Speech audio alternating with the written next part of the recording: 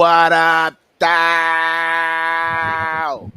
Live and direct, fresh on a Monday. I'm right here with my man Marley Betts from Brothers and Bets. We about to get this thing going. This gonna be our first official show connection, but we No, got dog. plenty more lined up for y'all. So y'all just stay Thanks. tuned, have some fun, vibe with us. We're gonna vibe with you. Make sure you hop in the chat, ask questions or anything. But today's topic is the top 5 coaches and their replacements going into college football in 2022. But let my man Marley give the folks a little bit about who he is, what he do, and all that good stuff, and then we're gonna take off into this show, man. What's up with it, man? Appreciate it, man. It's a pleasure and an honor to be here. Chilling with the legend himself, Mr. DJ Big Boss, him and Ragoo in the gang at WhoBangin. Man, you said it all, man. I'm Marley Betts. Me and my boy Coach and Mikey Hover, we host Brothers and Bets over there on our channel, man. I'm just a dude that loves sports, dog, and making money. And it's simple as that. Yeah, I peep y'all status over there, and y'all serious about the making money part. But so sometimes, the shows, they come sometimes, they have a good time, sometimes be well. And every time you tune in, the bets and the money part is always right there, man. So make sure y'all follow and subscribe and hit that notification button, because when they giving out cash. Y'all like cash?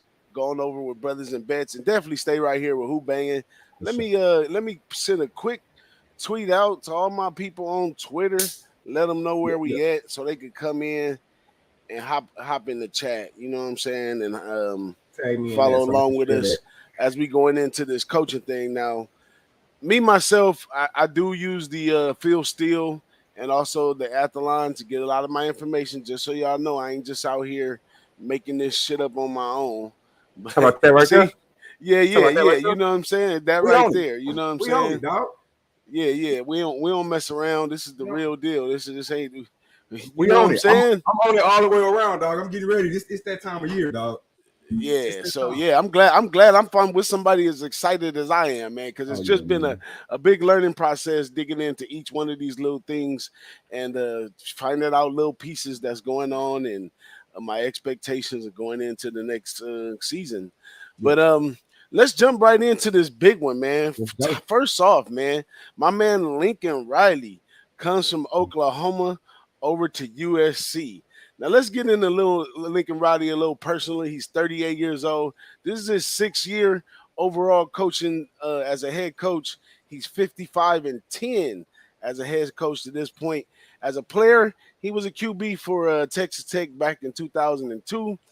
As a coach, he started 2003 through 21 as a student, grad assistant, player coach, wide receiver, quarterback coach, offensive coordinator, and assistant head coach, all while at Texas Tech, East Carolina, Oklahoma, and now he's at SC.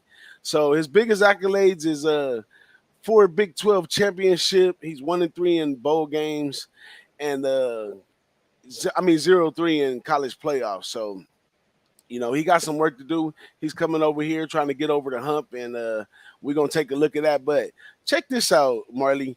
He coming over to the tune of $110 million. USC bought both his homes, his house in Oklahoma, for over $500,000, the action price on each property, to give him a bonus of $1 million. And then USC bought him a $6 million house out here and 24/7 access to a private jet so they can go back and see their kids and stuff in Oklahoma. Did you live to see this day that it came out like this? Woo! Hey, I'm slobbering. It was. I heard all that money coming out. Man, I didn't know man had access to a private jet anytime I wanted to leave. Say USC, sign me up. I would have left Oklahoma ass too. For real, man. I mean, I would say he definitely got the sweetest deal in college football right now, man. The house is nice too, man. It's in a nice area. It's nice, $6 million house, and that was all a part of the agreement. They wanted to stay in contact with their people back in Oklahoma and all that good stuff. So they allowed it, man, and that's what they did. But this is USC, big private school. They got the bread to do this kind of stuff. So that's what they got to do. I mean, that's what they got to do. So let's take a look at what hand Lincoln Riley's dealt with USC coming into this, right? Mm-hmm. Last year USC was 4-8. They averaged 28 points per game, 31 points allowed per game on defense. So they were upside down, allowing teams to score more than they were actually scoring on the offensive side, which is big problems, man. That's big problems. They're returning 8 on offense and 3 on defense, which we'll dig into that and see how that go. At quarterback, they got Oklahoma transfer, so we got a player following the coach, Caleb Williams. This guy is pretty good, man. You watch his highlight tape and all that good stuff. He's the real deal. And then they got running back transfers, Travis Dye from Oregon and Austin Jones from Stanford, with hopes of freshman Relique Brown and others to step up at the running back spot. At the receiver spot, he has transferred Mario Williams from Oklahoma, another player following coach Terrell Bynum from Washington, Brendan Rice from Colorado, and big start Jordan Anderson from Pittsburgh. And then on the offensive line, they lose 2 from last year's unit, add transfer Bobby Haskins. So they still kind of bleeding at the line because they bled at the line a little bit last year. At the defensive line spot, they have experienced returners, 3 transfers from Kansas State, TCU, and Wyoming. At linebacker, they have experienced returners and added impact transfers, Shane Lee from Alabama, Eric Gentry from Arizona State, and Romel Hyatt from Auburn. At defensive back, they lost 4 starters from last year, but add transfers from Colorado, Ohio State, Washington, and also Oklahoma. So as a total, USC has 14 transfer players that he's trying to plug and play in these spots for a team that was upside down. So how do you feel about that, Marley? So I like the hire. Let's start there. I obviously his record at OU. I think it speaks for itself. He went to 4 consecutive straight Big 12 titles. He's coached 2 Heisman Trophy winners. So I think Caleb Williams is going to be fine at the quarterback position. Obviously, he's transferring over with the coach, so he's going to know the offense. I think all the transfers and all the turnover at the start of the season, it might start a little slow. That'll be something to watch as far as from a betting perspective. But man, to be honest with you, Big Boss, I'm not a Pac-12 guy. Like, I think the Pac-12 is soft. So I think when you are UFC and you got a Lincoln Riley, like, it should be a cakewalk. With the talent that he's gonna bring in, I think it'll take a couple weeks, like I said, because they're gonna have to adjust. But with the talent that he's gonna bring in from this year's recruiting class, with the talent that he's already gotten in the transfer portal, with the air raid offense that he's gonna produce. Now, one thing we do know, whether they start slow or early, the offense is going to score points this year. So I don't think they're going to have to too much. The point differential will change. Defensively, though, that's what worries me. He's not known for his defense, nor was Oklahoma known for defense. So I'm not sure who he's bringing. I think he's bringing the same coordinator with him. I'm not.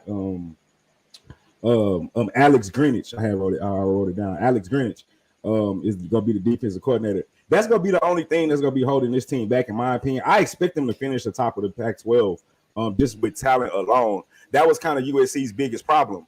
They didn't have a coach that could keep the California kids in California. You look at Ohio State quarterback, California kid. Bryce Harper, Alabama, California kid. All the California kids that used to stay at USC is fucking leaving to go to ain't shit in Alabama. Like you said, Lincoln Riley going to the weather, to the beach, to Hollywood. Like, everything is in USC in California, and you got these kids that's leaving to go to fucking Ohio State in Cleveland. There's nothing going on out there. At Alabama, there's nothing going on out there. So now that you got the rock star coach, that's a good coach, the recruiting is automatically going to pick up, in my opinion. So I think they're going to be fine. Ultimately, I like what Lincoln Riley does. He has to step it up in ball games, though. That 1-3 ball game record, that shit is not going to fly. He shouldn't have been flying to Oklahoma, but I get it. You're in the Big 12 that can't really compete with those SEC teams. But now we got no excuses, big dog. So you have to earn that big ass paycheck. And salute, man. I don't hate nobody getting that money, man. Salute to that big ass paycheck that man got. That's a lot of money to earn right there, man. But me being being a Notre Dame fan, and I got a little I know you hate shade to them. throw on them. I got a little shade to throw on them though, but always logically speaking, you know what I'm saying? Absolutely, they can win the Pac-12. Right. I'm gonna give them that. But if it's impressive enough to get them into a college playoff game, we'll have to see where everybody else lands, because we got a couple teams, that's kind of locked in right now, because Right. Alabama, they looking locked in. So and still only got the 4 spots. So until this thing opens up some more to allow other schools to get a chance, then SC might not make it that far. But I think he smashed the Pac-12, because it's not really much left there in Oregon, the Pac-12. about, You know what I'm saying? maybe Utah. Maybe Utah. Yeah. I don't know. It's not much. Arizona State. Arizona State is on their last legs. They got to do something or get on. So it's damage over there. And now that they talking about SC and UCLA leaving the conference, then that's making it even a worse picture. Like this whole Pac-12. Before we move on, how you think they gonna do in that Big Ten? USC. How you think Lincoln Riley and USC gonna do in the Big Ten? I don't know. Like, it's not the first time that merged different teams to different conferences, but every conference has its culture. You know what I'm saying? Either they run, they pass, and have their strengths and minuses, and they recruit according to that. So hopping out like that, I'm sure there's going to be parts where the West Coast air raid, quarterbacks and receivers are going to excel versus some teams, but maybe they can't really contain the run on the other side. So it's going to be difficult to see. And that's not to mention the travel miles that these players going to get in. They have to go out and see Rutgers, Nebraska, so yeah, it's not going to be nothing nice right there. But they'll probably soften that up and keep the Notre Dame rival, keep a couple of little rivals on the map so they don't have to do as much travel. But as far as this year, though, it could be a building process this year, because we've never seen the plug and play transfer player thing really work yet. So he could get some people to come over there. But I mean, with all the talent right here in the state, it's really no reason to be having to bring that over there. But there's a big clash to me, even though the news come out and say, "Oh, it's great." They opened up the practice forum for everybody to come out and made a big deal out of the spring game. So, but Lincoln Riley's a strict guy, and these West Coast players, they wild out. They into all kinds of stuff. He got to keep them out of that dispensary and all that kind of stuff. So that's the first thing he did when he came over there, was try to lay the line that he not playing. So it's going to take some players that get mad and get on and whatever. So I think it's a building process. This is year 1. We may see him slip up once or twice. Like you said, the defense is going to be the same. Like, I believe coaches carry their bad traits with them. Unless he got a quick result to, fix for that defense right away when he gets there, or that's what he's going to, then it's going to be the same thing over here, man.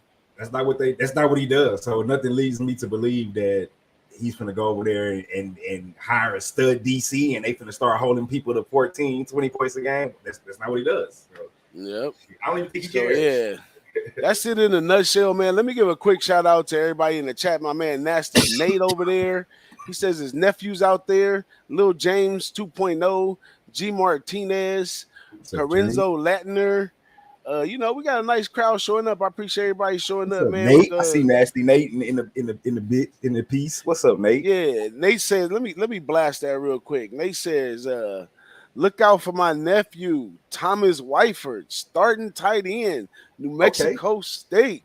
That's what's up, man. I fuck with New Mexico State, dog. They all right. Last year they was a shocker in the air, man. Those guys got some run and catch things. I seen them live playing San Diego where they almost tapped that ass at the beginning of the season. Almost. That San Diego defense just was too much pressure. That's your league, right? Yeah. That's my spot right there, the Mountain West. But San Diego State defense, it's just too much pressure, bro. Even though they came out and threw it on them in second half, and San Diego State was lost on offense, and still one of the touchdowns that helped win the game was the score on defense. So yeah, New Mexico State, though, they did a couple teams like that, and then they just kind of bored towards the end of the season, and they went right back where we thought they was going to be.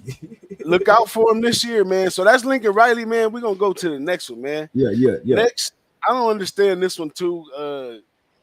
Big Ragoo shed a little light on this one, but your guy, Mario Cristobal from Oregon, he goes over to Miami, and I don't understand this thing like, everybody wants to attach the old school to the new school. Just get the best coaches and the best players. Don't try to get the guy because he out of the city or he was there. But this guy, he came from back in the day in the Jimmy Johnson era. So they looking to go.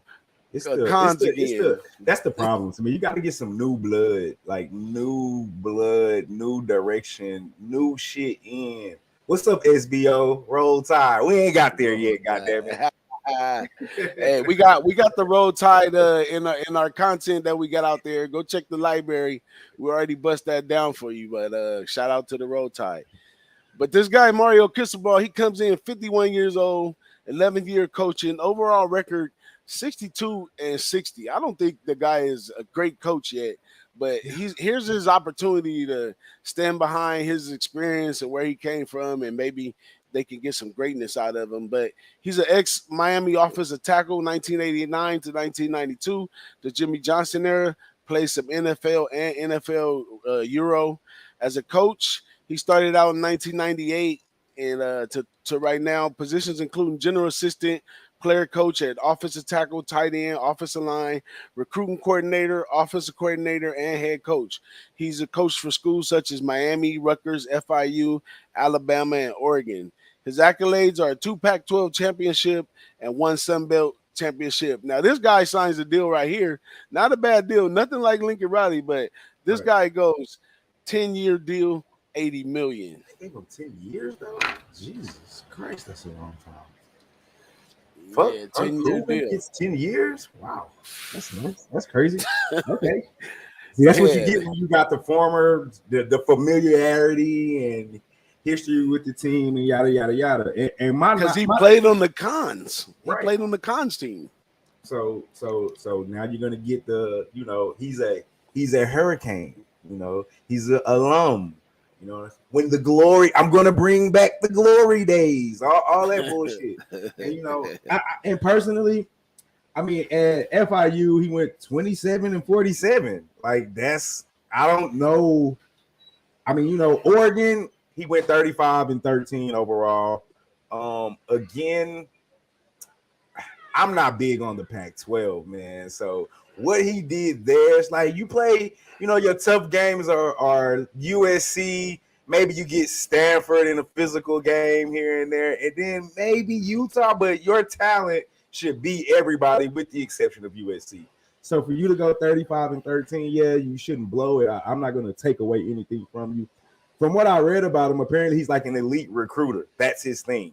So if he can keep we all know, in my opinion, my humble opinion, Miami, Texas, California, 3 best football. If you want to throw the Big Ten area in there, I don't want to hate on the Big Ten area. But from my experience, and yes, I am a homer. I'm H-Town, Texas till I die. So, but with that being said, Texas, Florida, Cali, those are your 3 major football recruiting grounds. This is where you want to. If your team is not full of some of these kids, then you're doing something wrong in recruiting wise. So if he can keep those Miami kids away from Florida and away from the FIUs and the Florida States, and like you said, so if he can keep those guys at the U, then he can get to those glory days. But we'll get to Florida a little later. I like their coaching change. I'm not so big on Cristobal, man. I'm kind of a show me. I need to see it, and to give him 10 years, that's crazy to me, man. I didn't know he got that amount of time, man. But hey, good luck to the Hurricanes. Good luck to the Hurricanes this year, man. I don't know. I mean, to me, it just says alum. That's what that move says to me. man. We're gonna keep the money in the house. That's Right. probably what it's all about when it comes down to the alumni. But last year, Miami went 7-5, averaged 34 points a game, gave up 28 points on defense. They returned in 7 on the offense, 7 on the defense. At quarterback, they got step up freshman Van Dyke, who should start with some depth behind him. At running back, led by last year's Thaddeus Franklin, they added transfer Henry Parrish from Ole Miss and some other new recruits. At wide receiver, last year's Charleston Rambo and Mike Harley, and they add transfers Frank Ladison from Clemson, plus a little more depth. On offense, only 3 starters back. I mean, at the O line, only 3 starters back, but may have some talent within the depth. But this is a unit where Cristobal excels at, so we expect the best for him to put that line together. And then on the defensive line, only 1 starter return, but they add 5 transfers. Mitchell from UCLA, Akeem from Western Virginia, Jacob from USC, and Daryl from Maryland, and Antonio from UAB. So they went to all some big schools and tried to grab some of these good recruited linemen who sitting behind some of these great linemen, defensive Right. linemen that they got at these big schools. So I don't know how that's going to work. You taking a Right. third, maybe 4th string player, and you take him and bringing him in as the man. And I believe in college football, it's levels to this shit. Like, Yeah. some players can only play great in high school, shit in college. Great in college, shit in the NFL. Rarely do you find these athletes. That's why they're so great in the NFL, that can excel at every speed change, at every uh, uh, uh, Right.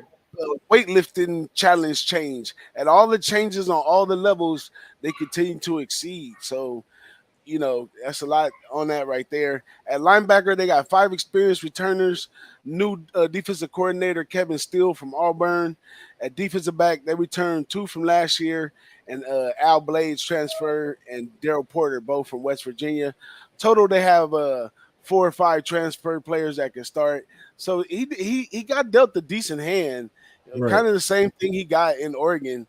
Another man's hard Right. works put together, and he's coming there to Just orchestrate it, like you said, alumni thing. He coming here to fire up the locker room and fire up the alumni, the fans, and everything. And then we still got the same players. We just see if we can light some fire to their ass and get them out there to right. play well. So I kind of predict them to go maybe the same thing, 7-5 or something. Yeah. Maybe takes them to a nice little bowl game, or something to accredit on the first thing, because that's kind of what the guy does. He can jump in and just start orchestrating stuff. So he's Yeah. in there moving around, but I don't know. He said the whole defensive line is trash. I got to rebuild I got to get 5 recruits, 4 starters, and somebody's depth. And That, somebody you know else. what that says to I'm the guys just that was in the with the locker old room. coach last year? They like, Right. oh man, he don't like us. You might need to. We might need to hit that transfer portal too, Coach. Yep.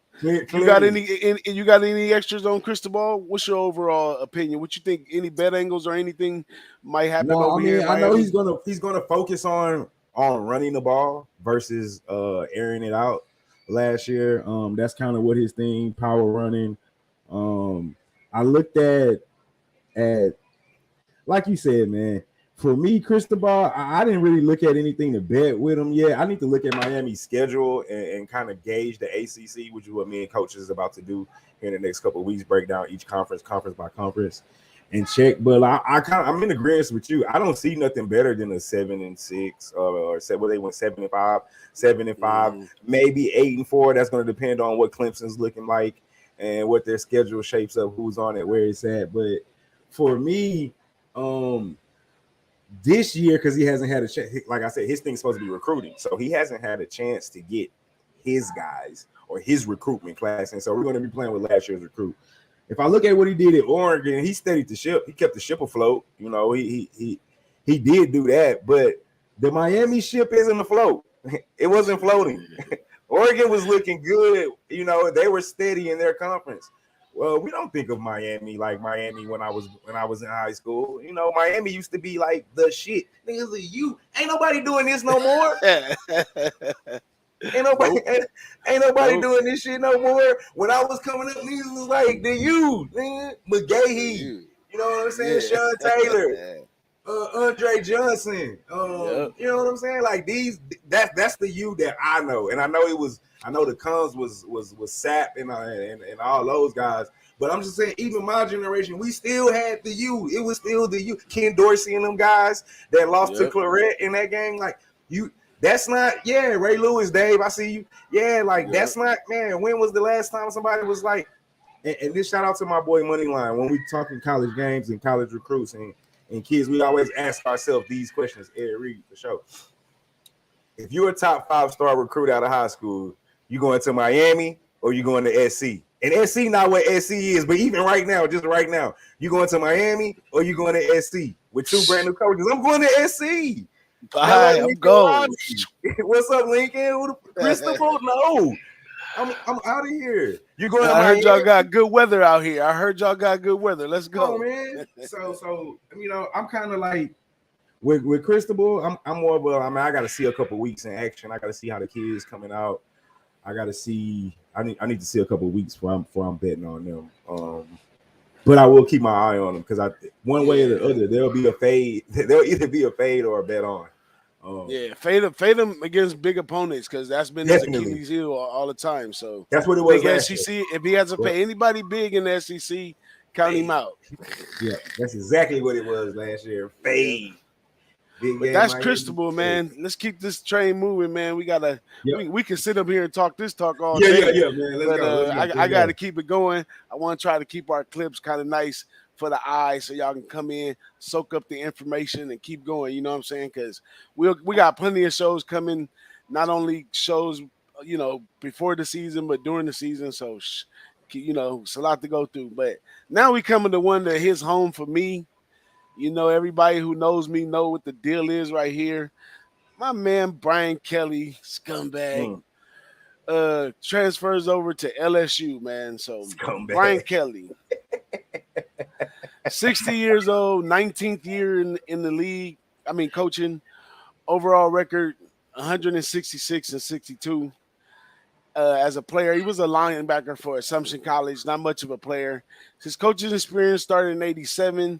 Positions including general assistant, player coach at DB, recruiting coordinator, offensive coordinator, and head coach. He coached for schools such as Grand Valley State, Central Michigan, Cincinnati, and Notre Dame. His accolades was the MIFC, the GLIAC, the MAC, the Big East Championship. And check out this contract. $10 million, 10-year, $95 million deal. 2 courtesy vehicles, 2 or a car allowance up to $1,000 a month, along with an interest-free home loan up to $1.2 million to buy a house. Man, it's a nice little sweet deal to get him up out of Notre Dame. Woo, I like it. Have you ever had a car allowance? What's that like? What is that? You know what I'm saying? $1,000 a month car allowance. What is that? That's money they're gonna give him for a car, just like if you get per diem or something. You know, he gets a car per diem. Like, do you go to the dealership and like pick out a car and like I want this one this week, and then next week? If you get a lease, you probably could. You could do like that. How is that shit working? Like how is that shit working? Man, that's crazy. Well, you got to when you out in the bayou though. Hey, when you out in the bayou, you probably want a brand new car though. You don't want to be out in the bayou with no raggedy nothing. Nah, I like the interest-free loan on my house for how many years? How many years you said? Who getting that? Who thought of that? It said, where is this agent? Huh? You know what I'm saying? It says it just says on a $1.2 million house. So an interest-free loan, you pick the house, no interest, you know, up to $1.2 million. You just paying to buy the house. That's all you do is buy the house for what it's worth. That's a lot. That's a lot to say. Out in Louisiana, that probably is not that high out there. Come on, man. I don't need to read off. I mean, I can read off numbers about Brian Kelly. I don't think we need to. I mean, if you Brian Kelly is what he did at Notre Dame, and you a Notre Dame fan, man. You know this. That's one of the hardest schools to compete at. Because you're at a disadvantage athletically because the kids that can get in LSU, they're not getting in Notre Dame. and that's just a fact. It's no way they're not getting it. For him to even do, the man went 92-39 at Notre Dame. And I'm not a Notre Dame fan, to be honest with you. I hate Notre Dame because I feel like they stop niggas from going to the school, and some of these niggas need this opportunity. So fuck Notre Dame.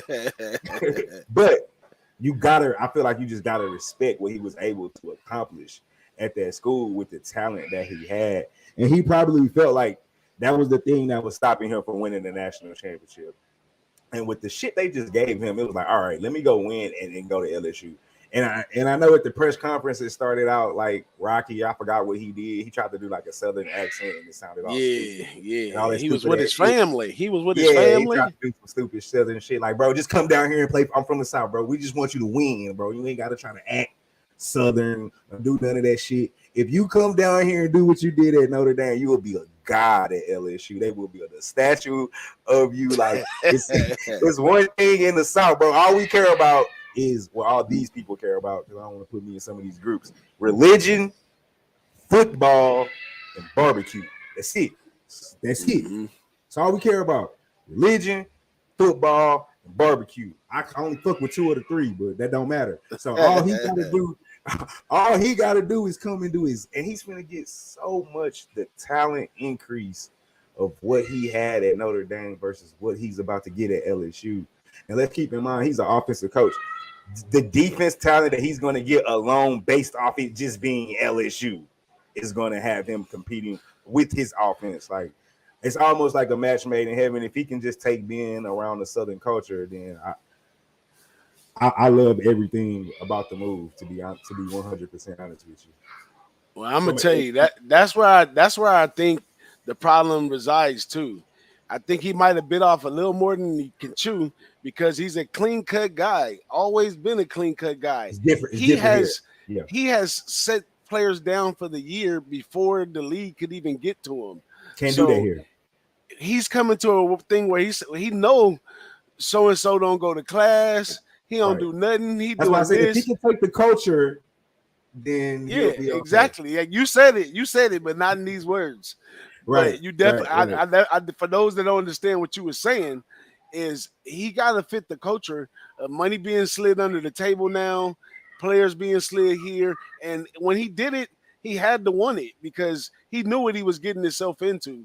But I don't know how that's gonna. But then they say that he got an angry side and he's tough to deal with. So money money change people, man. Hey, that car allowance will have you overlooking a couple things. Yeah, it's not. Catholic, he got to pull his gangster out. He got to pull his gangster out to remain at LSU. He's gonna have to deal with some kids that he's never dealt with before. It's gonna be some kids that's coming in that's gonna be like, fuck, coach, I don't feel like doing some shit today, and they might say it just like that. And it ain't that you ain't got to make them do it. You just got to figure out how to communicate with those kids, because it's not going to be the same kids at Notre Dame. You're not going to have the same problems off field at Notre Dame, because I'm sure there was some that he got swept under the rug, but we probably talking about like violating curfew and going to a party. Something you like might have to deal with some assaults. You know what I'm saying? Some fight. I don't mean nothing sexual. I mean physical. You might have to deal with some fighting. It might be fighting going on in the locker room. It might be like a NFL type locker room. You're finna get a bunch of kids that's from a bunch of different places from the South, and it's just gonna be different from being at Notre Dame. Absolutely, man. If he can figure out how to, correct the shit that can be corrected and tame the shit that, and communicate with these kids, then I think he's gonna be all right. I mean, X's and O's, I don't think it's a problem. We're gonna have a problem. Football wise, I think it's just gonna be more on the culture and on the extra shit that he's gonna have to deal with and the pressure, because if it starts out rocky, like he got to at least start out mediocre. It can't start out 5 and 6. He got to win like 8. He got to start out. You know how that pressure get down here, and they let old boy go like 2 years removed from a national championship. Yeah, he's gone. exactly. He's like, you But gotta win. he was just a stunt dummy. They just had him standing in there while they was doing That's what they true. was doing. That's true. You know what I'm saying? That's But true. Brian Kelly, not that guy at all. He's not about to No, stand in there no, for no, nothing. no, no. But like he does receive a bad hand. You know, like this team, you gotta think they put the national championship team together and everybody vacated. And it went right Yeah, back to him and it went right back to shit. So right, last year record they were 6-7, averaged 26 points on offense, gave up 26 points on defense. They returned 6 on offense, 5 on defense. Bunch of players said, I'm out and jumped out. So they bring in transfer quarterback Arizona State, Jaden Daniels. He should get the start. They got running backs led from last year's John Emery, who was pretty good, and they added transfer Noah Kane from Penn State, plus some talent and depth. At wide receiver, they returned Krayshawn Bouette, added transfer Karen Lacey from Louisiana, plus some experienced depth. At offensive line, bad group could go better. Last year, only 114 rushing yards per game with 38 sacks. Lots of unexperienced depth, but Kelly does bring in 2 transfers, Miles Frazier from FIU and Trayman Shorts from Eastern Tennessee University. At defensive line, it needs attention, returning 2 starters plus transfers, Miko Wingo from Mizzou and defensive end Ali Gay all comes back from injury. At linebacker, low depth, but added transfer Greg Brooks from Arkansas. This unit will definitely need some attention. And at defensive back, almost depleted last year's unit, but with transfers they should have 8 guys with starting experience on the field. In total, they have 12 transfers added to the roster. So Kelly's definitely reaching into another bag that he's not really used to, which is the transfer portal. And he did not do well bringing in that damn quarterback from Wisconsin last year because he was not fit for the program. So I don't know who this kind of work. And some of these guys he's bringing over from failing programs like Mizzou and different stuff like that. So it don't look good with the players that he got going into this first year. And another, we've had a 3-10 season with him, so he could do one of those. Let's say what 5-8 or another 6-7. But he only get one like of those. Cristobal. He need to get at least 8 wins to show some faith. Yeah, he might playing. get one of those his first year. He's not getting 2, 3 of those. Well, they might give him 2, but I don't think nothing past that because they paid all that money. But I think no quarterback talent difference. I think he'll get one. Yeah, I think that he's smart enough to get things going. But I mean, Kelly had his coaching flaws at Notre Dame as well. Like, he had to teach himself not to control the offense. He had to learn how to allow on his coaching staff to come in and coach the defense. And he had to learn, and this is all in the years of him being there, he had to learn how to be more of a delegator in the whole situation and knowing when to step in and, stuff like that. But player-wise, he's a great motivator and all that kind of stuff. I say his tenure at Notre Dame, his biggest thing was the quarterbacks that we had. They all went from sugar to shit in a small amount of time. But I think it was because they were all young guys. When he was talking to them when they was young, they listened to everything he said and did it like he said, and it worked for them.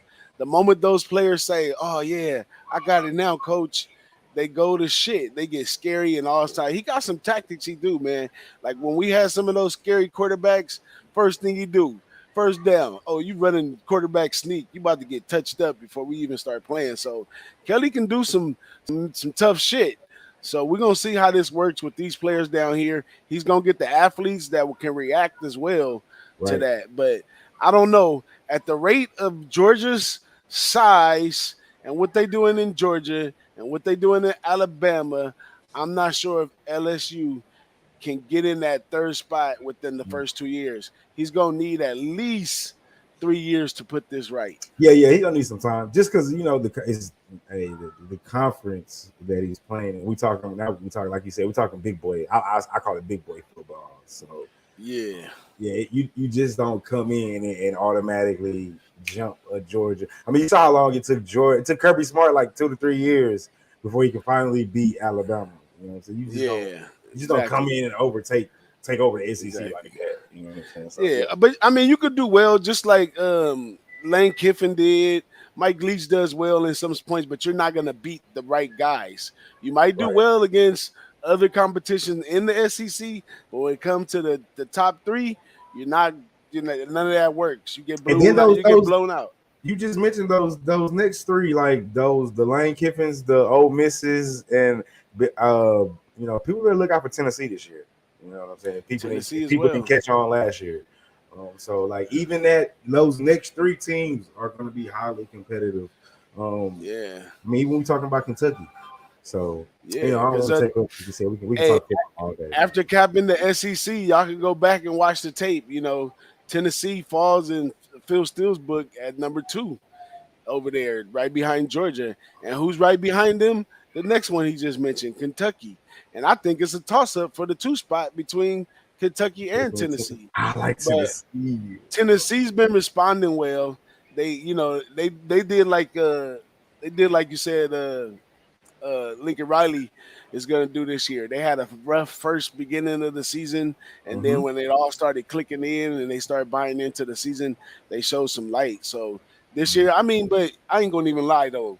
A lot of times these books and all that pre shit, sometimes it be wrong as shit. Hell It yeah, takes the smallest, it takes the smallest distraction on the team, or yep. you know, the smallest discrepancy to lead the team the wrong way One because they're injury. kids. Yeah, but as far as a coaching perspective and what the milestones that they have so far, they look like the best team for that number 2 spot behind Georgia. Yes, sir.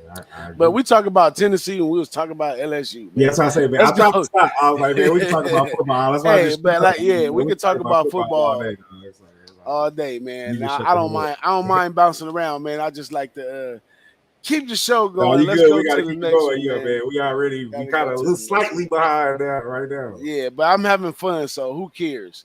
Yeah. We'll do what we do, man. But next we're gonna go into this guy Bill Napier. He comes over from Louisiana. Really good coach, 42 years old, 5th year coaching overall. He's 40-12.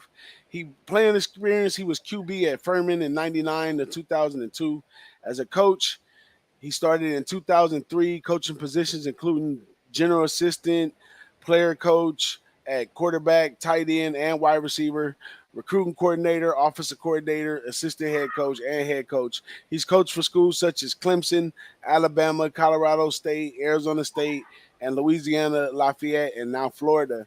His accolades are Sun Belt Championship, 2020 and 2021, recent championships. Mm-hmm. His contract, it's all right, man. 7-year deal, 51.8 million, and 100 increase yearly. What you think about Napier coming over here to Florida? I think he should have got the contract. Cristobal got it. This is because you're Yeah, not alumni. See, this is what happens when you're not alumni and you don't know anybody. And you know what I'm saying. You got to start from the bottom and work your way up to the top. I actually think this coaching hire is right up there with the Lincoln Rileys and the and Brian Kelly. I think it's a good, if we're gonna just base it off what he did at Louisiana, right? I think it's a great look. Like I said earlier, you got to get new blood into the system. Sometimes you got to go for the guy that you know people don't know or people are not. This man took. Listen to this: 7-7 his first year, right? All right, first year he just took over 7-7. Next year he goes 11-3, 10-1, 12-1. 8-0 in the conference the last year, 7-1 in conference in previous years before that, and 40-12 overall for the season. With I think taking them to their like first bowl game, and I mean winning the conference for the first time yeah. in First forever conference. at them, beating Appalachian State, who's been the dominant team in that conference that everybody knows about. Appalachian State. I made in particular, me personally, a lot of money off this team last year because they were fucking rolling. I didn't catch it at the beginning of the season. I'm not gonna lie, act like it was something I was just on from the start. But about week 7, and if I'm not mistaken, I want to say Coach put me on UL. So shout out to the homie Coach. I think Coach put me on him. and I just rode their ass like the rest of the season, and it was good for me. So I love the hire. I think they're going to do well. I don't. Now the problem is going to be Cristobal with his recruiting. If he can out recruit him, I think he can out coach him. I think he's going to out coach him. But Miami, Florida, recruits in Florida, that's going to determine how that's going to go. But he's going to get way more talented guys than he had at Louisiana to run his system that he was running at Florida. I like this team. I think personally, if you're asking me who's the better hire, aside of Lincoln Riley to USC that we're going to talk about, and maybe with another team we're going to talk about, but he's not a hire, he's more of a replacement. But this is up there with the top 2 or 3 hires for me, honestly. And maybe I'm kind of biased because I like Florida a little bit, but I like this hire, Big Boss. Especially based off what this man did at UL, he's definitely deserving of this opportunity at Florida. Man, I'm gonna say it like this: the guy gets dealt a decent hand going into Florida as well. Although Florida was 6-7, they did have some close games. They showed some defense at times, and didn't look bad at spots in the season, but just fell on the wrong side. They weren't upside down, but they were close. They averaged 30 points a game. They gave up 26 a game. They're returning 6 on offense and 7 on defense. Mm-hmm. At quarterback, they're returning sophomore Anthony Richardson, who should get the start, but transfer Jack Miller from Ohio State and redshirt freshman Jalen Kitna provide a little more depth. At running back, Napier brings in, player coach transfer Montrell Johnson, but plenty of depth also at running back, so he can get right to it at the running game. Wide receiver, great size, but not much depth, and a little experience, but he adds Arizona State transfer Ricky Purcell. So, he's pretty solid at receiver. On the offensive line, he gets a solid unit with 3 returners, and Napier transfers follower Osiris from Louisiana comes over and helps out on the offensive line. So he should be solid in that respect.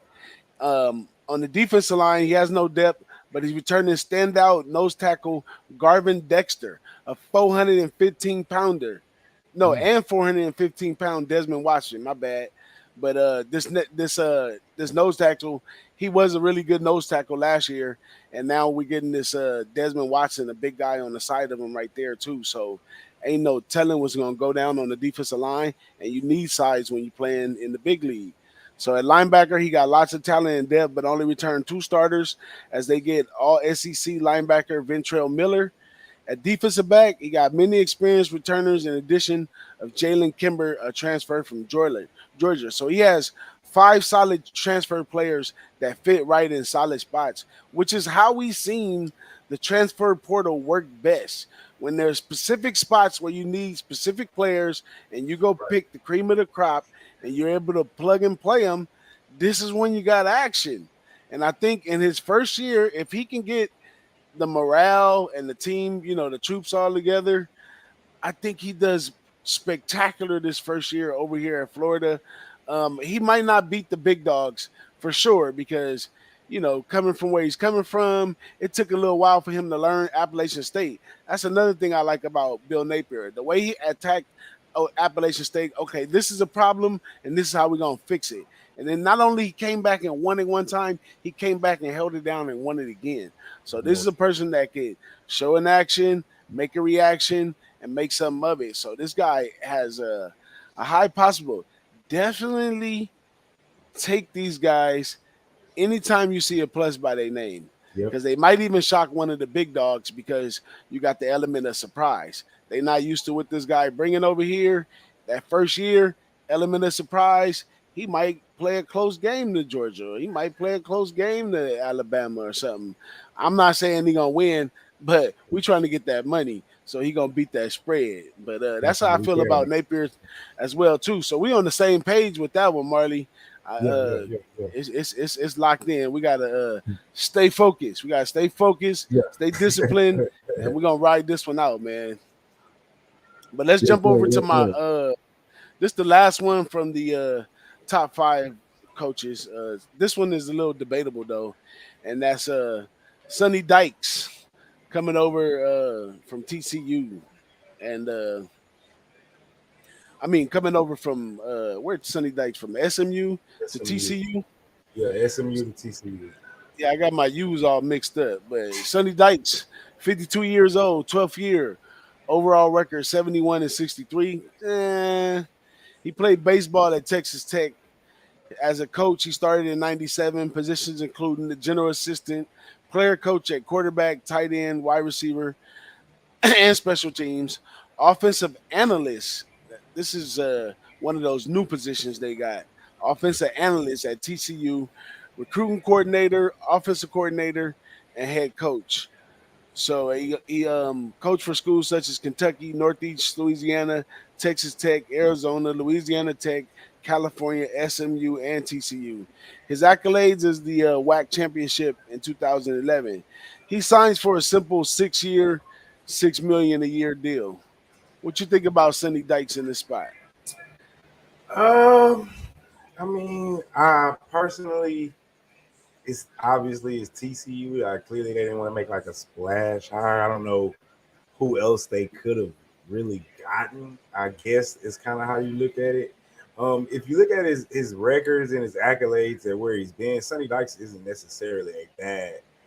Um, he's not a bad head coach. He's 22-15 at Louisiana Tech, 30-18 at SMU, and kind of brought it, kind of put SMU back on the map a little bit. Especially with the last couple of years, even picked up the recruiting in over there. So it's not a bad hire. You're staying within the state, so obviously he knows the state of Texas. I spoke about this earlier. Top 3 recruiting states. Obviously by his number 1 recruiting state. If you're talking about football, just the way we do high school football is just something. It's something different out here. Like I was telling you off camera, my little league, we already started to go. We already had a week of camp last week and another week a month ago before that, and so we already regular practice right now. My kids today, first week, no shoulder pads, helmets. We already gonna start going over defenses and plays. Like we film study in little league. That's what I'm saying. Like football is just different out here. I'm gonna teach my son how to watch film this year. So, and we already on a whiteboard. He's already learning the number tree, the route tree. So when you're recruiting in Texas, my son's 7, by the way. So when you're recruiting in Texas, you know what I'm saying? When you know the powerhouses and where the talent is, that's what TCU is going to have to do in order to compete, and kind of stay prominent where they've at. They haven't been one like the big time schools, but they've been known as one of those schools that you still have to come to play because they will pop. On any given Saturday, they can pop you and can play tough. The only bad stint he really had was at Cal when he was 19-30 that year, but overall and 10-26 in the conference overall. Other than that, he's been a fairly decent head coach in my estimation. And like I said with SMU, he never won, but he always kept them competitive. You got to think about where he was at and who he was recruiting up against. You got UT, you got Texas A&M, you got Texas Tech, you got U of H. It's a bunch of schools coming in. Even now, before I shut up, because I can just keep talking. You got UTSA. Boys don't know, man. They sneaky good. I've made money off this team for the last 2 years, bro. Me too. So y'all ain't been keeping up with UTSA, man. Those road runners. You know what I'm saying? So it's hard in Texas, man. If you're not a big dog, and especially now with UIL and money. So I actually think it was a good hire for TCU. I'll say that. Was it UTSA or SMU who was recently off of some sanctions or something? SMU is off the same. That's what I'm saying. He the one that brought them back because they're the one that ultimately got the death penalty. Long time ago. Right. That's what I thought. Yeah. So he did that. That's what makes it a big smash of a hit right here with SMU, because like you said, their accolades are minimum, but it's the fact that they were put together after coming over so much turmoil, and old guy like this come in, he Dusty Baker the crew right there, right?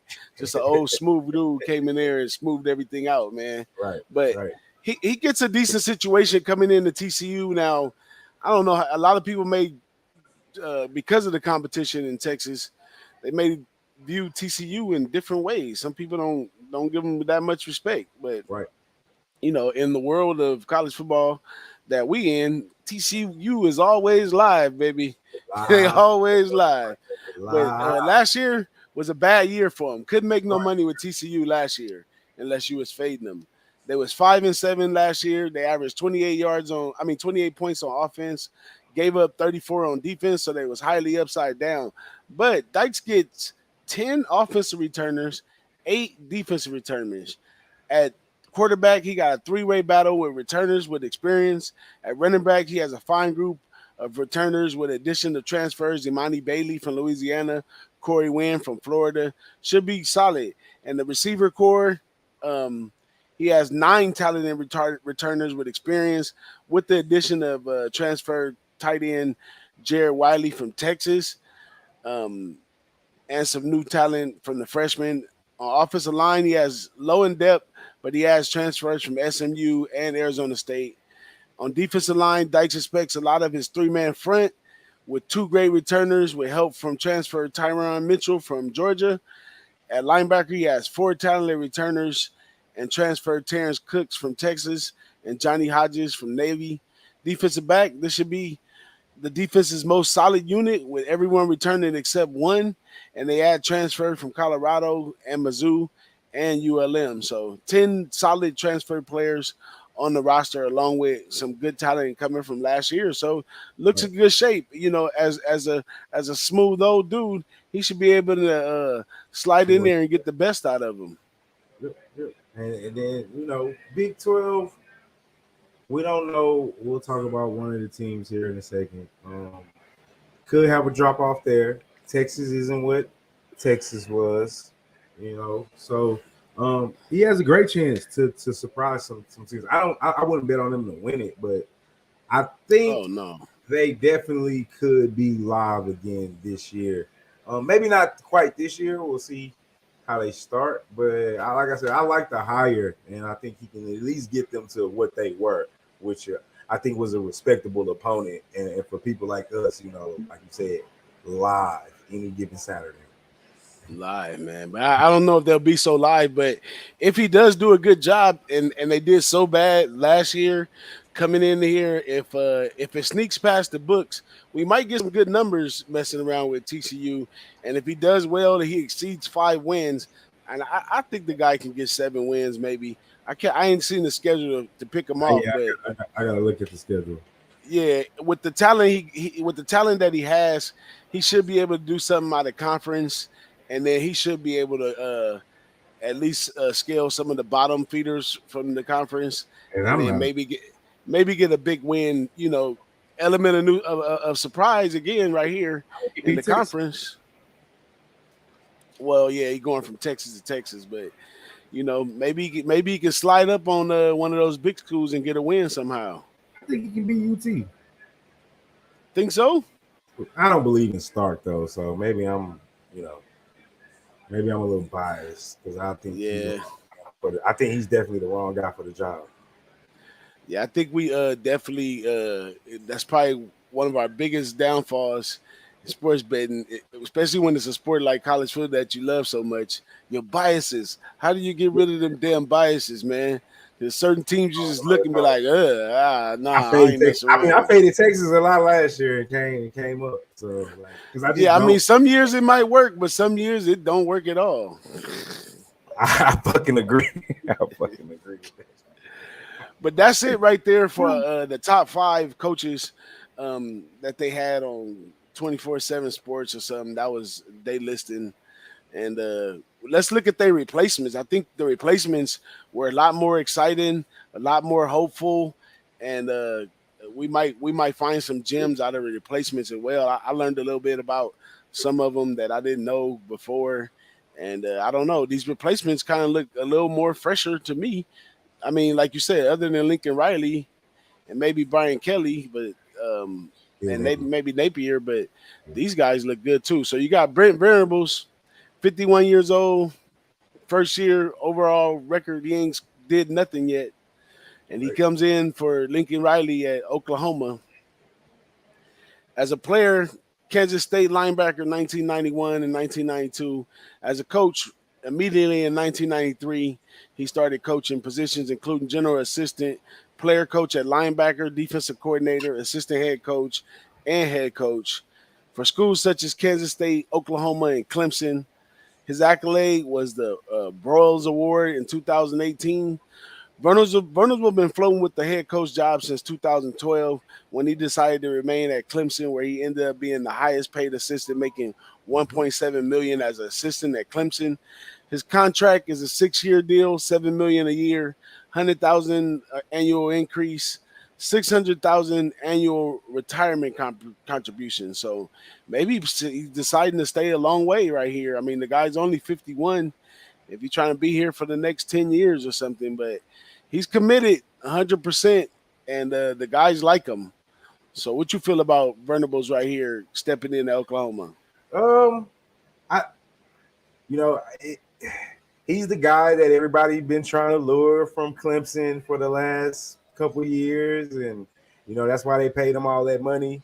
One of the I think second highest paid contract for an assistant in the league, and we're gonna see if that's true.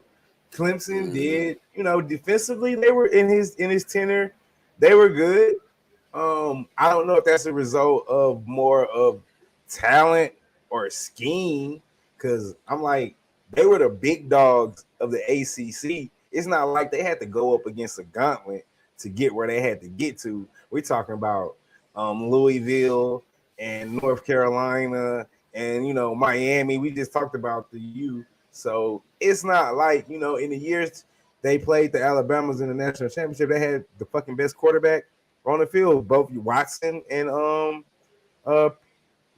California, pretty hair. I can't think of his name. I call him Sunshine from Alabama because that's what I like calling him Sunshine too. Yeah. I call him Sunshine. I can't think of anything. I know you talk about though. Exactly. Trevor. Damn.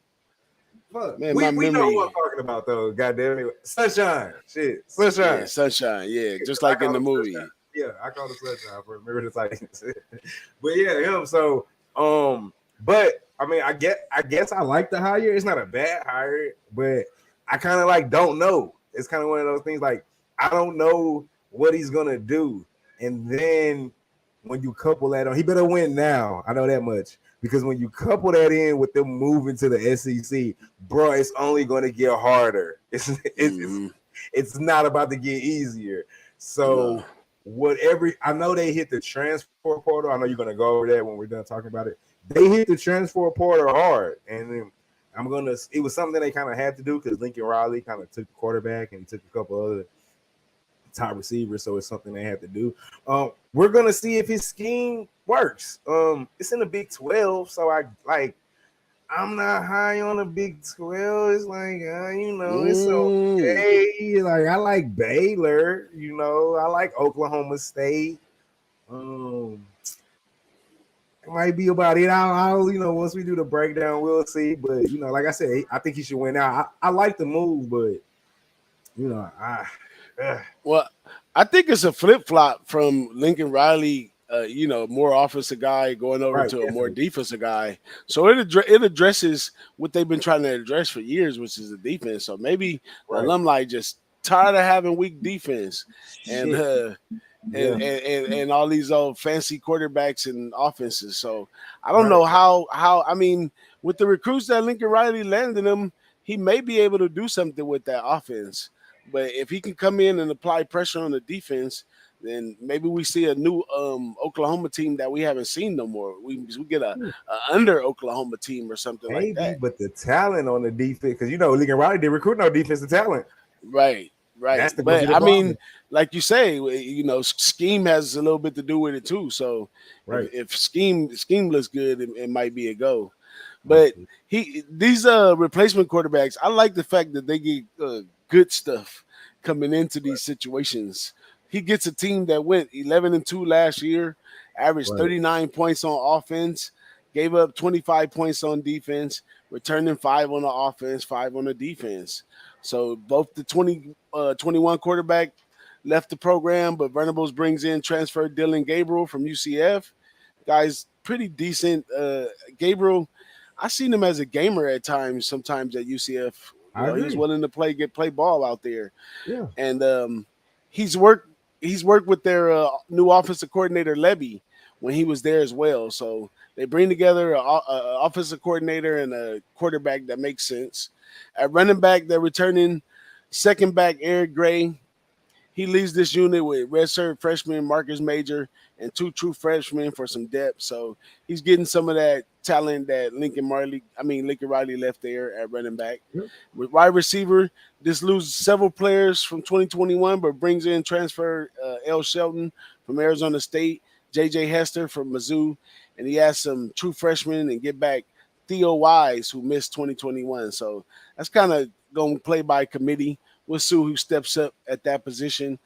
Offensive line, they lose 2 good men, but add talented transfers from Cal, TCU, and O-line coach Bigboss returns another season. So they got to keep the same offensive line coach, which should help them keep a solid line. So you got a solid line, and you got a quarterback that knows the system. You got receivers by committee, and you got a running back who could really run the ball. So the offense doesn't look too bad going into this.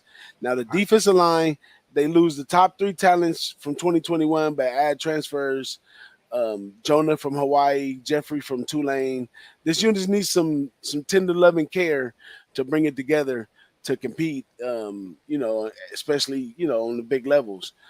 And that linebacker, a lot to rebuild after losing a few players. Vertical moves a few pieces around and adds T.D. Roof, who is son to the defensive coordinator, Ted Roof. So you got another player, player daddy coach situation over there. And I've seen that work a lot of times in college football, I guess, you probably know more about that coaching down there in Texas, but, having your son on the field, he sees your vision a little better and all that good stuff. He's able to get the players around him to buy in. So it makes a difference. Makes a huge difference. Like, I coach my son's little league team, obviously. And even with kids I don't coach, kids' dads that I know work with their kids, I'll put them at a more important position before another kid. Because I know, like, his dad's going to take time to teach him what I tell him. I just got to go to his dad and be like, hey, work with so-and-so on X, Y, and Z. I know that dad's going to take 20 minutes. It's not even a lot of time, man. 20, 30 minutes. Hey, so let's go outside, and work on. Like when I take my kid outside to go work on the passing tree, it's 1,000 degrees outside. I'm not out there all day, fucking 20 minutes. Run number 1. What's the number 1? Flat route. You didn't know all this shit. Run number 2. All right. We only out there 15, 20 minutes. It's cool.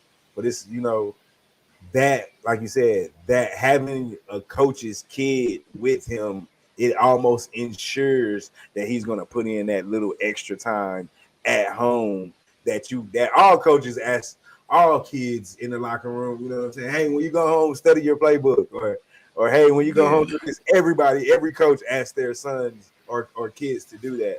But when it's a coach's kid, that they're just going to do it. You know what I'm saying? It's almost, by the time my son gets in high school and I'm not coaching him, it's just going to be a thing that we do together.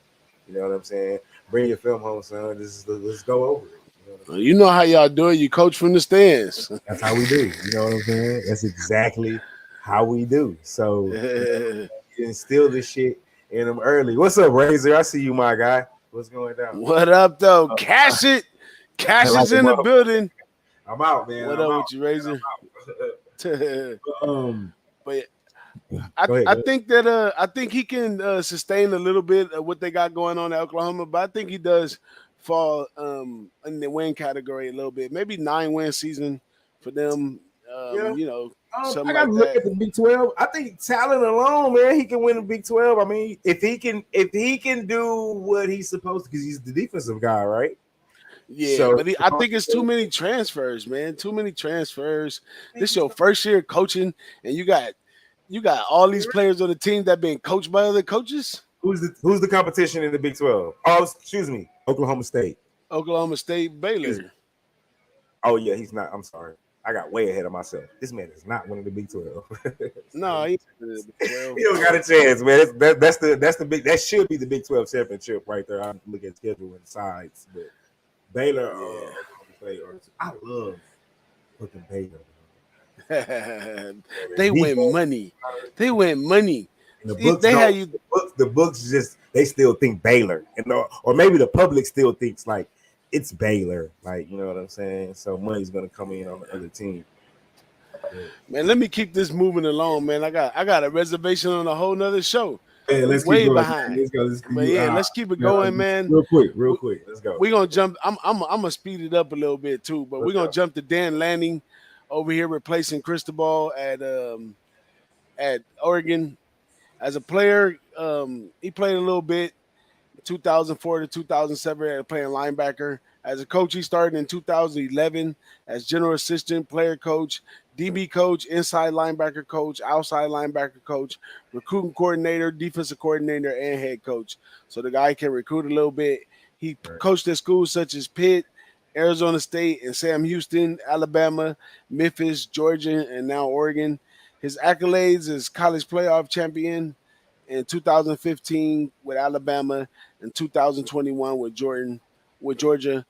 Lanning has worked with notables such as Ty Graham, Mike Norvell. His contract is a 6-year, $29 million per year deal with a $100,000 annual increase. What you think about that? I mean, shit. We're gonna see, man. He's been around some good head coaches. Is the best thing I can really say about this guy. And you know, he's recruiting. So Oregon's gonna ask him to do the same thing that they asked Cristobal, excuse me.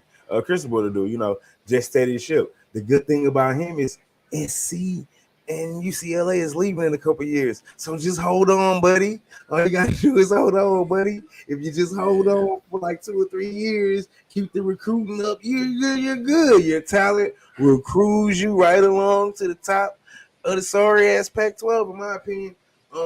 But you know, I like what they are trying to do. If they're going to go this route, they're trying to focus on defense. So you go get a guy from one of the best defenses in one of the best defensive conferences in the league. You know, you go get a guy from Georgia. Now, I don't know if that was what Georgia did last year, the year before. Was that talent or was that Kirby Smart? You know, I don't know. You know what I'm saying? We'll soon find out. So is it a good hire? I think it remains to be seen, just to, you know, kind of keep things going without we already running behind. Yeah, I think Oregon sometimes when it comes to recruiting coaches, they get a little confused. Yeah. Like they brought in Cristobal thinking like we stepping it up a notch, and he came over, you know, bending the team in different ways. I mean, it was all set up as a West Coast offense. The players come there to throw the ball and catch it, run around and all that stuff. Don't change that for the players. You know, you bringing this guy in from a whole different ball game. I mean, even though you know he's coming from SEC, which is the big leagues.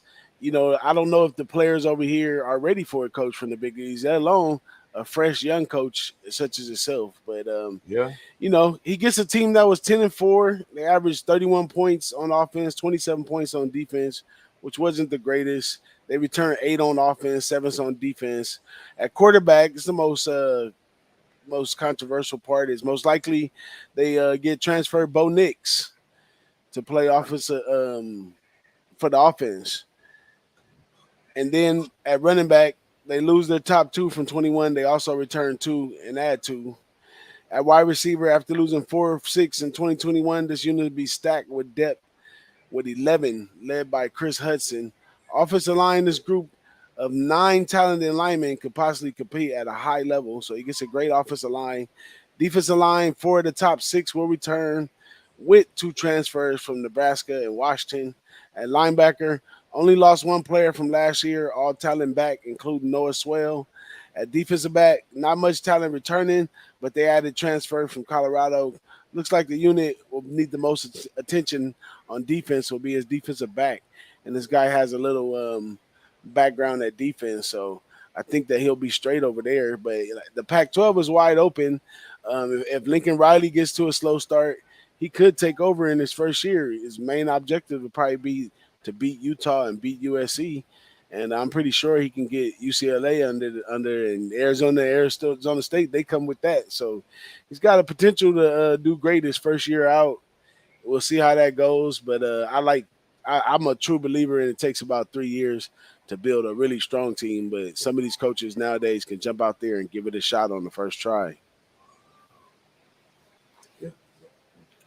But yeah, let's keep it moving, and jump over into this one right here that touches home again. We at this third spot. Marcus Freeman, Notre Dame. I learned a lot about this guy, breaking this guy down. A bunch of stuff I didn't know.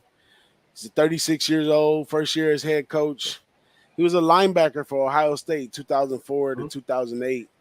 He was in the NFL draft in 2009. He's an NFL guy. All-American linebacker.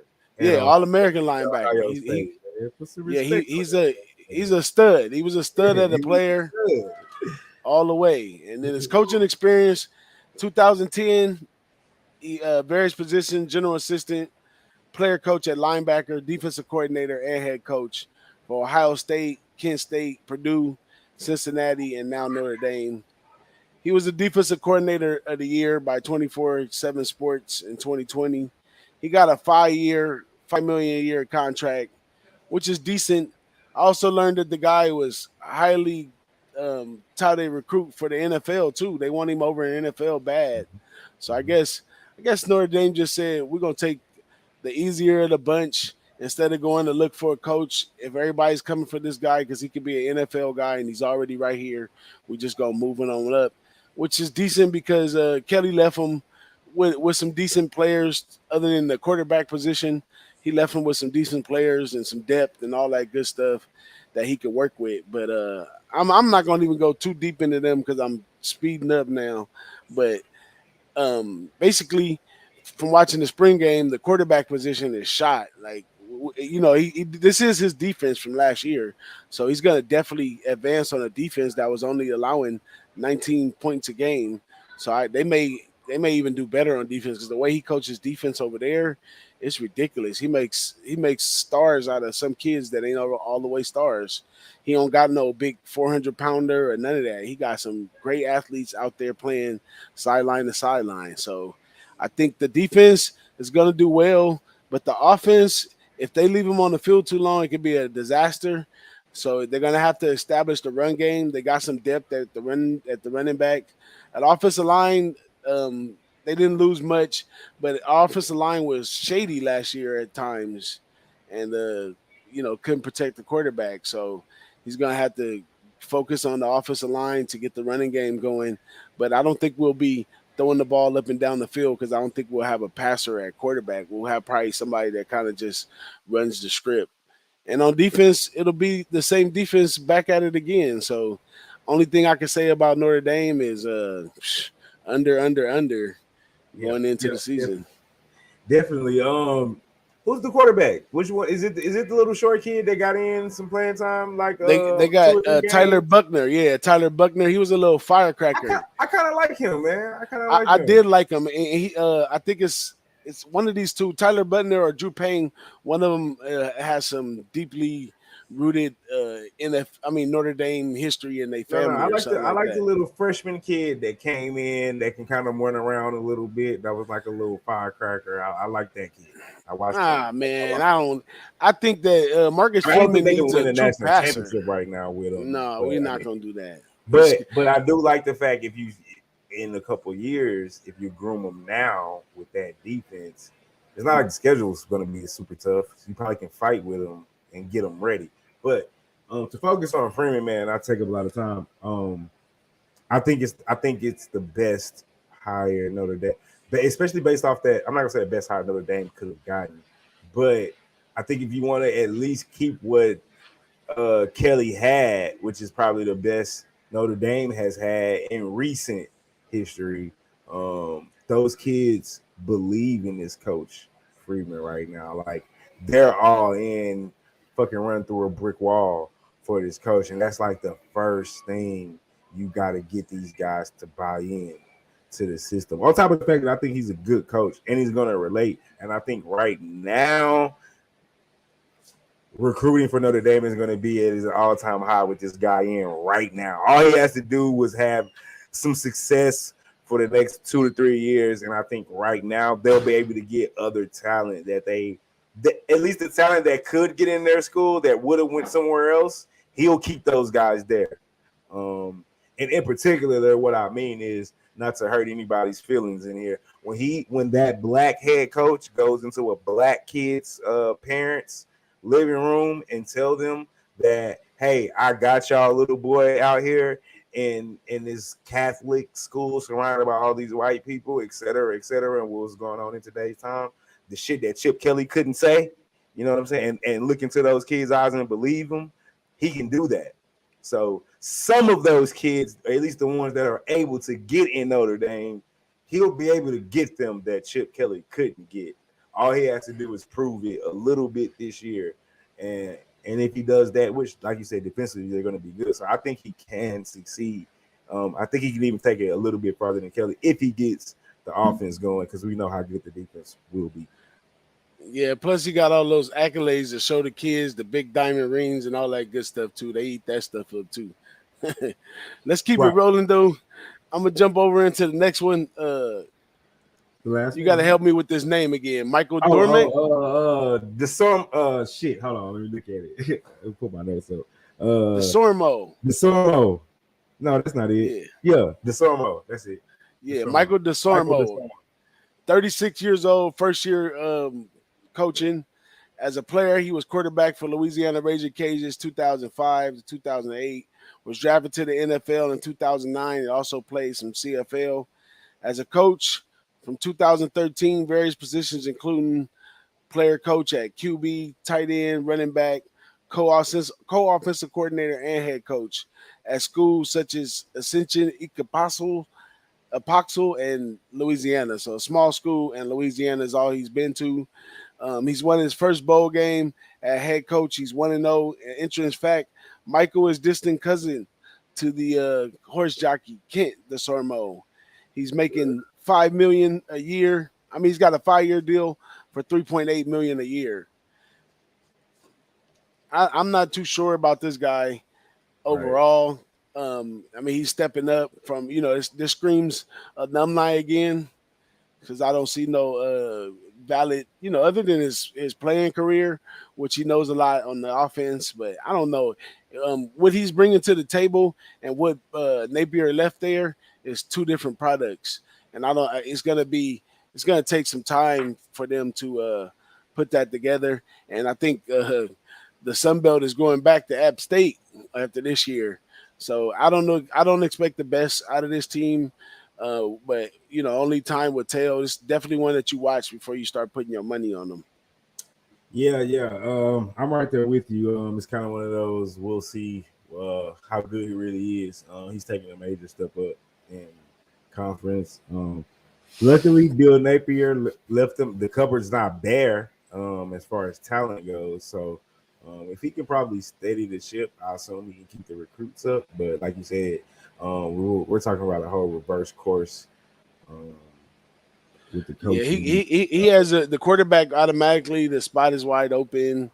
Running back, he has a couple returners. At wide receivers, he got a little tight end tandem. He got returning.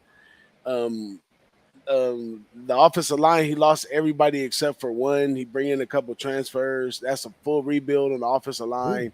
I mean, it just gets a little worse as it goes down. So defensive line will be the weakest units on defense. Not much talent, but workable. Linebackers lost 3 from 2021. Now they're moving last year's stars position, free safety, and orchestrating some defensive movements to create some depth.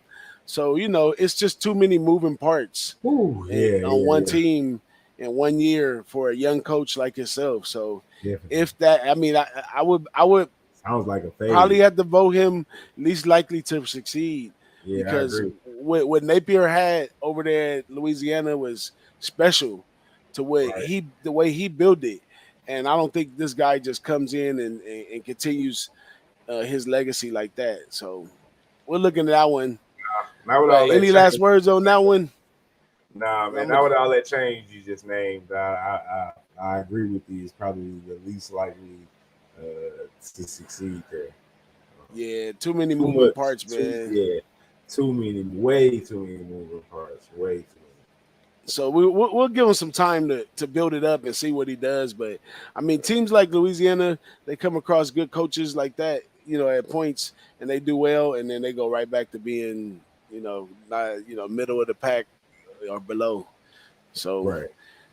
next we have Sonny Dykes replacement, Rhett Lachey, 39-year-old, first year coaching as well. He was quarterback for Arkansas, 2002 to 2004. He started coaching in 06 as a graduate assistant, player coach, quarterback coach, offensive coordinator, and head coach. He coached for Arkansas, Auburn, Sanford, Arkansas State, UConn, SMU, and Miami. Rhett was QB for Gus Malzahn when he coached high school at Harbar High in Arkansas. That's just a fun fact about Rhett.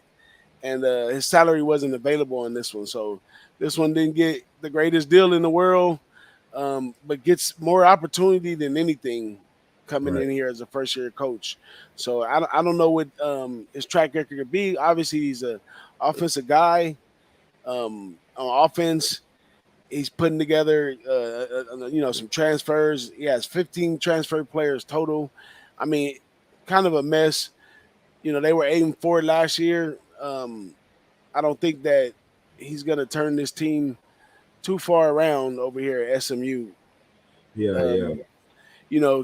What Sonny Dykes did there, it was phenomenal for what he did, but taking those same athletes and trying to move them forward, he's only returning 6 on offense, 7 on defense, and he got 15 transfers moving around on your first year coaching. What are you going to say to these guys? I mean, what they going to do when it's time to pack and load up to travel? Like, how are you going to teach this group how to travel when they've been traveling with all different teams from all over the states and all that kind of stuff? It's just a difficult job. Yeah, it's very difficult. I don't know what the board was thinking. I don't know how many on the staff that was there that oh shit. Who coach are we replacing? He replacing Sonny Dykes at SMU. Yeah, Dykes.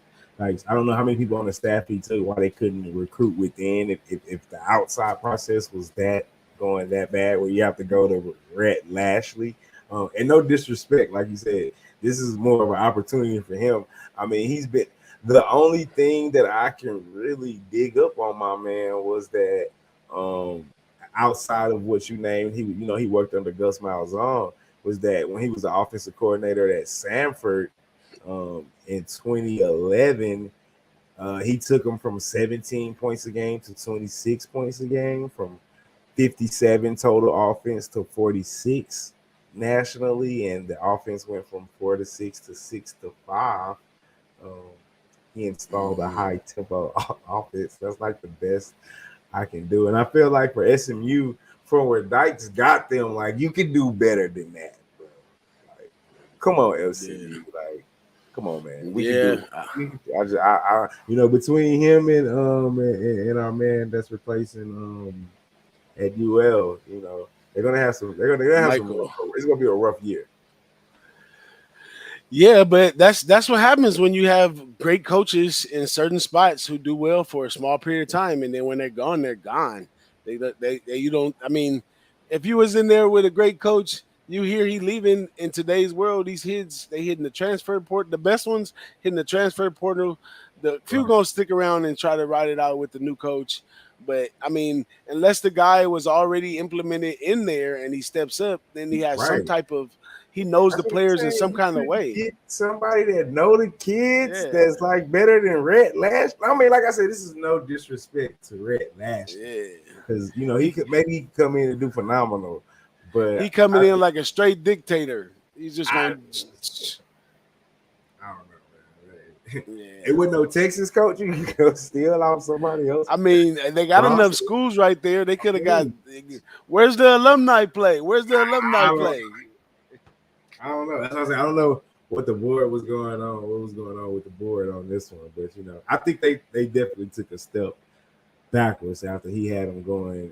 I think they were ranked last year for like the first time. Well, man, they was doing really good at the beginning of the season. They had some slip ups in the middle, but I mean, obviously they were doing the good for Sonny Dykes to get the TCU job.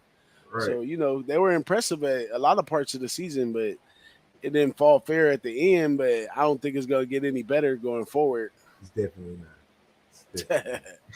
But it's been so much fun, man. We got to do this over and over and over and over and over again, and maybe not so many topics to deal with on one day. Right. But we definitely got to come up and chop it up. Maybe we start spreading out some of these first week games and break them down one by one. Maybe one or two at a time and have some fun because we jumped all over the place. I think we talked about every conference. Hey, I can. When it comes to football, I'm not gonna lie, man. I can talk. So sometimes, I can. Oh man, I love it, man. And when we bouncing around subjects and all that, it's all because it's passionate, man. And I'm like you. I got my magazines and all my papers out here and stuff. And, yeah. As all this stuff is going through your brain, all over the place. yeah. And these shows help us out because I go back and listen to them, and I can remember some of the shit that I wrote down. Like I don't got it already in writing, but I got to hear it so I can remember what I was thinking because so much be going through the mind right now. But shoot, I know I'm gonna be on with y'all soon, man. Yes, sir. Yeah, you'll break down. That's the next one, to that, and then West. Yeah, and then maybe we could come back and do another conference, one of y'all favorite conference. I'll step it up. For sure. I'll step it up and jump in there with you guys. For sure, man. Let me know anytime. You're more than welcome. The college show, once the season starts, we're gonna do every Tuesday. So, man, anytime you want to let us know, you want to, hey, let me jump on this Tuesday. You know what I'm saying? You already got the infinite invite all season. For sure, man. We're going to have some fun, man. But thanks, everybody in the chat, for showing up, man. Who Bangin' Sports with Brother and Bets. This is a merger that ain't going nowhere. We climbing to the top. Me and my man Marley, Coach, Hove, Teece, Wham, Big Ragoo, the whole squad, Dom Ricci, Marlon. You know how we get down. But make sure you follow us all and stay focused, man. Catch us on the next show. Anything you want to say to the folks before we get out of here? Man, y'all check me out at Marley Bets and follow at Brothers and Bets as well. And like always, man, let's beat Vegas. I like it. We signing out, man.